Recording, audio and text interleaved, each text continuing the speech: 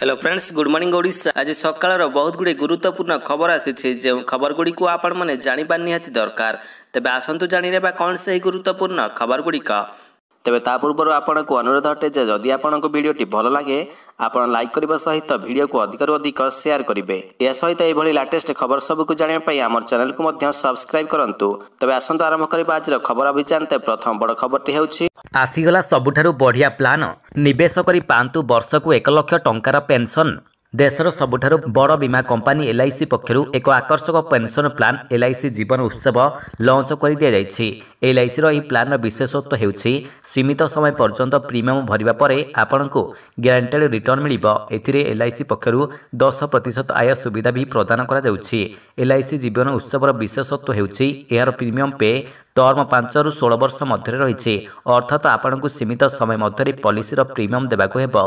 Premium पे term आधार में किछि वर्ष पर आपको पॉलिसी फायदा मिलवा आरंभ हो। परवर्ती खबरटी हेउछि कांग्रेस सजाड़िबो निजर आर्थिक स्थिति। देश पई दान अभियान नाम लोकों को मगाजिबो चंदा। देशपाई दान नामक एक ऑनलाइन क्राउड फंडिंग कार्यक्रम घोषणा करिछि कांग्रेस दल। डिसेम्बर 18 रु एही ऑनलाइन क्राउड फंडिंग अभियान शुभारंभ करने को कांग्रेस दल पक्षर शनिवार सूचना दी जाइछि। दल पक्षर कहुଯାଇଛି जे एही अभियान 1920-21 रे महात्मा गांधी को ऐतिहासिक तिलक स्वराज पांठिरु अनुप्राणित होई आरंभ कर जाइछि। आसंता 18 तारिख रे दिल्ली ठारे कांग्रेस सभापति मल्लिकार्जुन खड़गे एही अभियान शुभारंभ करिवे। परवर्ती खबरटी हेउछि माता पितांकर बिना अनुमति रे इंटरनेट खोली पारिबे नाही पिला। आसीबो नुआ डाटा सुरक्षा नियम। पिलामानकर बयस जांच करिबा पई इंटरनेट व्यवहार करने को सेमानकर माता पितांक ठारू अनुमति पाइबा पई आधार प्रणाली प्रवर्तित हेबाकु जाउछि। केंद्र सरकार आगामी डाटा सुरक्षा नियम रे एही प्रस्ताव दिया जाइछि। एहा व्यतीत उपभोक्ता मानकु तथ्य उल्लंघन विषय रे अवगत कराइबा पई दुईटी पर्याप्त विज्ञप्ति मानक मध्य एथिरे अंतर्भुक्त करा जाइछि। तबे अधिनियम अनुसार 18 वर्षर कम बयसर कोनोसी पिलांकु सेमानकर प्लेटफॉर्म व्यवहार करने अनुमति देबा पूर्वरु कंपनी गुडी को माता पितांकर सम्मति हासिल करबाकु पड़िबो। तथापि आईन में सेपरी कौनसी परामर्श दि जाए नहीं जहाँ माध्यम एही प्लाटफर्म गुड़िक बयस जांच करें। परवर्ती खबरटी हेउछि जाड़े थरुछि सारा ओडिशा। 10 डिग्री तले 6टी सहरर पारद। 17-18 तारिख में अनुभूत हेब अधिक कुहुड़ी। विलंबर हेउ पछे सारा राज्य में शीतर प्रकोप अनुभूत होइछि। सकाळ बेला राज्यर अधिकांश अंचल में कुहुड़ी अनुभूत हेउथा बेले संध्या बेले भीषण जाड़ माड़ी आसुछि। कोहला पवन सांगको तापमात्रा रे अचानक ह्रास कारणरू शनिवार राज्यवासी शीतर थरिछन्ति।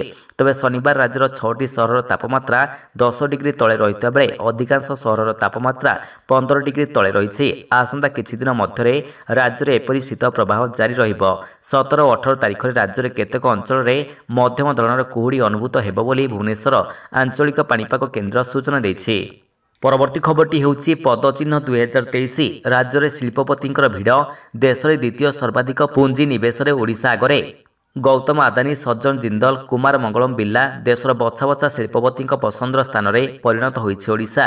केवल धातव नुहे अक्षय शक्ति, खाद्य प्रक्रियाकरण, आईटी, जैव इंधन, प्लास्टिक, पेट्रोकेमिकाल्स भली क्षेत्र में पुंजी निवेश करने लगी बहु संस्था आग्रह देखाइछन्ति।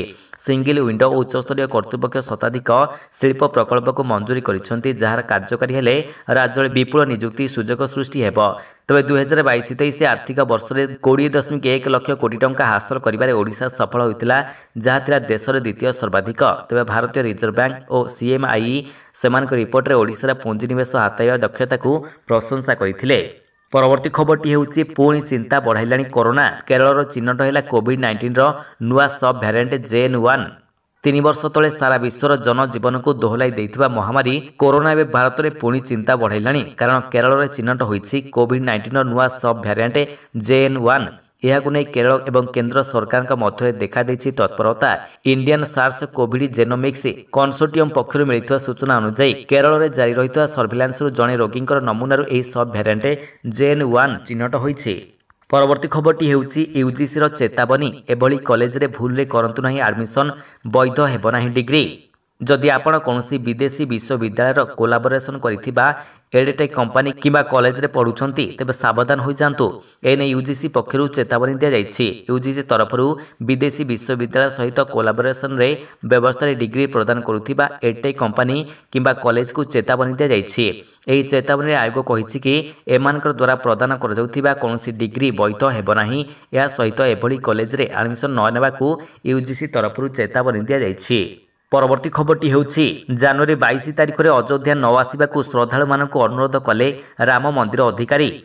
अयोध्या श्री राम मंदिर प्राण प्रतिष्ठा पर प्रस्तुति शेष पर्यायर पहुंची। आसंता जनवरी 22 तारिख में प्रधानमंत्री नरेंद्र मोदी मंदिर रे गर्भगृह रे प्रभु श्री रामकर प्राण प्रतिष्ठा करेंगे। तेबे यह ऐतिहासिक दिन में मर्यादा पुरुष प्रभु श्री रामचंद्र दर्शन लाभ करने लगी लक्षाधिक श्रद्धालु अयोध्या जावाक लक्ष्य रखिंट।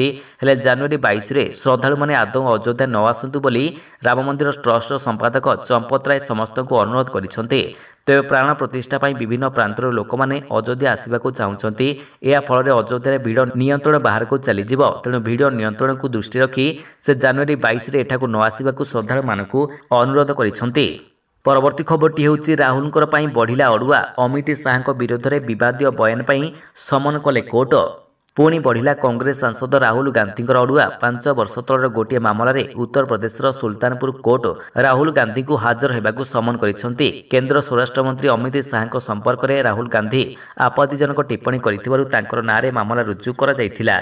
तेज सुल्तानपुर रहिथिबा एमपी एमएलए कोर्ट तांको आज हाजर होगाकू कहिथिले। हेले राहुल गांधी हाजर होई नथिले तेणु तांको जनवरी 6 तारिख में हाजर होगाकू कोर्ट पुणी समन करिसेंति। परवर्ती खबरटी होउछि आसिला खुशी खबर। भारतीय रेलबाई रे 3015टी पदवी पर बाहरिला नियुक्ति। शीघ्र करंतु आवेदन।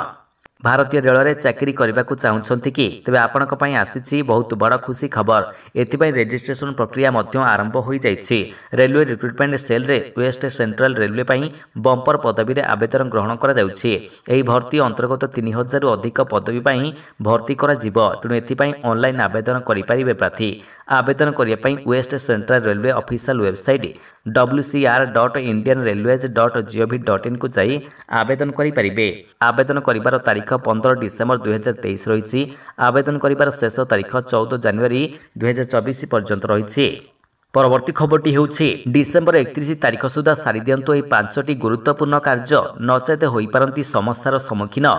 2023 वर्षर शेष मास मध्यरु 16 दिन सरी जाइछि। नुआ वर्ष बा 2024 को आ मात्र 14 दिन बाकी रही। तबे एही समय सीमा भितर जदि आपणकर किछि आर्थिक कारोबार समस्या रही तेबे तुरंत या प्रति ध्यान दियंतु कारण किछि आर्थिक समस्यार समाधान पई एही मास हेउछि शेष मास। तेबे आसंतु जानिनेबा कोन से गुरुत्वपूर्ण 5 गोटी काम।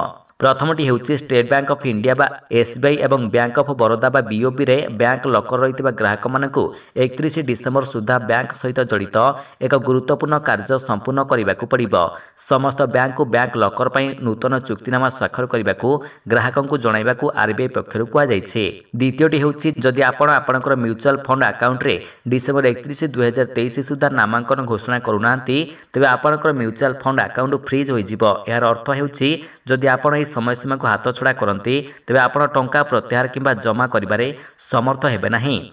तृतीयटी हेउछि आर्थिक वर्ष 2022-23 अर्थात मूल्यांकन वर्ष 2023-24 पई आयकर रिटर्न दाखल करिबार शेष तारीख रहितिला जुलाई 31 2023। जे माने एही तारीख सुधा आईटीआर फाइल करि पारि नाहंती तथापि से माने डिसेम्बर 31 तारीख 2023 पर्यंत विलंब फी सहित अपडेट होइतिबा आईटीआर फाइल करि परिबे। चतुर्थटी हेउछि स्टेट बैंक ऑफ इंडिया स्वतंत्र एफडी स्कीम सहित अमृत कलश स्कीम और अनेक स्वतंत्र एफडी अवधि तारीख 31 डिसेम्बर रे शेष हेउछि। एवं पंचमटी हेउछि जदि आपणकर कौनसी यूपीआई आईडी रही जहां आपण 1 वर्ष अधिक समय व्यवहार करना तेबे यह डिसेम्बर 31 तारीख पर बंद हो। एपरी परिस्थिति जदि आपण गत 1 वर्ष मध्य आपणकर यूपीआई आईडी व्यवहार करूना तेबे यथाशीघ्र यह व्यवहार करनियंतु। परवर्ती खबरटी होउछि आसिला बड़ जरूरी सूचना बढ़िला युक्त 2 परीक्षा आवेदन समय सीमा एही तारीख पर्यंत करि परिबे आवेदन। बढ़िला जुक्त 2 परीक्षा आवेदन समयसीमा 450 टंका फाइन दे ऑनलाइन आवेदन करें छात्र छात्री। तेज 20 तारीख वृद्धि पाई आसंता 22 तारीख पर्यंत ऑनलाइन आवेदन करेंगे। यापर आउ समयसीमा बढ़ा नहीं बोली सीएचएससी पक्षर सूचना दी जाइए।